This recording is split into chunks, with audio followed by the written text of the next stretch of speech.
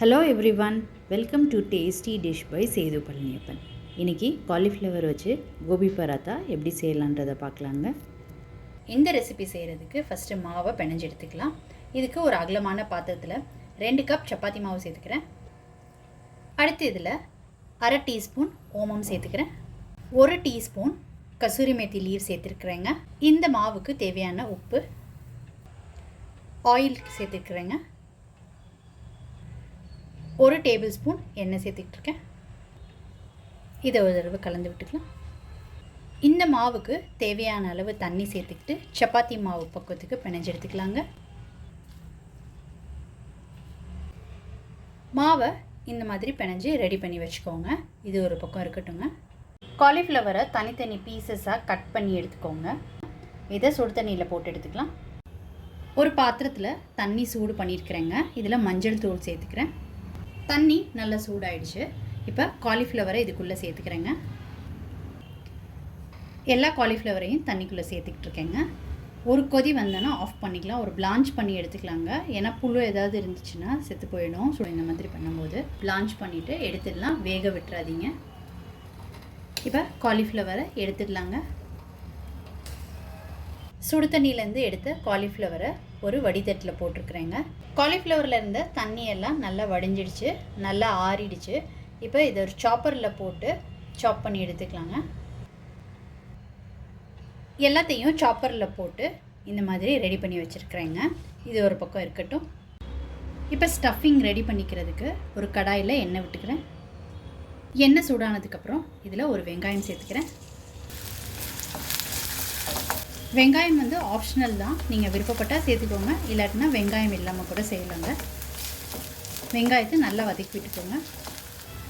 வெங்காயம் நல்லா வதங்கிடுச்சு. இப்போ இஞ்சி பூண்டு கிரேட் பண்ணி சேர்த்துக்கிறேங்க. இப்போ காலிஃப்ளவரை சேர்த்துக்கிறேங்க. நல்லா கலந்து விட்டுக்கலாம். காலிஃப்ளவரை 2-3 நிமிஷம் வதக்கி விட்ட பிறகு இப்போ மசாலா பொருட்கள்லாம் சேர்த்துக்கலாங்க. Kashmiri chilli powder 1 teaspoon, pepper powder 1/2 teaspoon, jeera crush பண்ணது 1/2 டீஸ்பூன், மஞ்சள் தூள் 1/4 teaspoon, garam masala 1 teaspoon, amchur powder 1 teaspoon. இது இருந்தால் சேர்த்துக்கோங்க, இல்லாட்டினா ஸ்கிப் பண்ணிக்கோங்க. இந்த டிஷ்ஷுக்கு தேவையான உப்பு.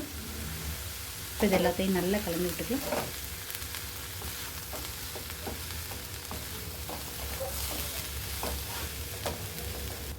1/4 டீஸ்பூன் பெருங்காயத்தூள் சேர்த்துக்கோங்க. இப்போ சேர்த்துருந்த மசாலாவோட பச்சை வாடையெல்லாம் போனதுக்கப்புறம் உப்பு சரியாக இருக்கான்னு செக் பண்ணிக்கோங்க. உப்பு சரியாக இருந்துச்சுன்னா இப்போ ஃபைனலாக இதில் கசூரி மெத்தி லீவ்ஸ் சேர்த்துக்கோங்க. ஃபைனாக சாப் பண்ண கொரியாண்டர் லீவ்ஸ். இதை நல்லா கலந்து விட்டுக்கலாம்.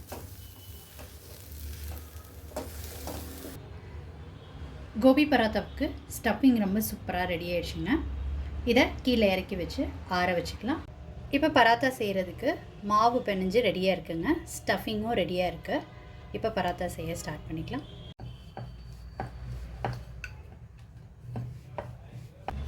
இந்த மாதிரி திரட்டிக்கோங்க.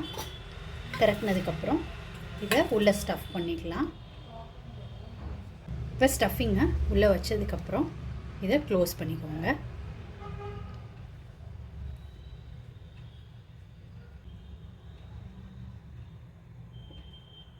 இந்த மாதிரி க்ளோஸ் பண்ணிவிட்டு இந்த மாதிரி க்ளோஸ் பண்ணியாச்சுங்க. மாவில் பெரட்டி எடுத்துக்கிட்டு இப்போ திரட்டிக்கலாங்க.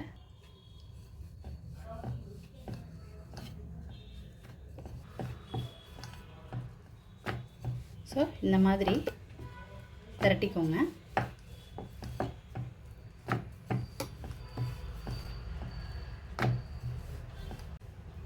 இந்த மாதிரி திக்னஸ்க்கு தேய்ச்சிக்கிட்டாச்சுங்க. இப்போ இதை போட்டு எடுத்துக்கலாம். இப்போ திருப்பி திருப்பி போட்டு வேக விட்டு எடுத்துக்கலாங்க.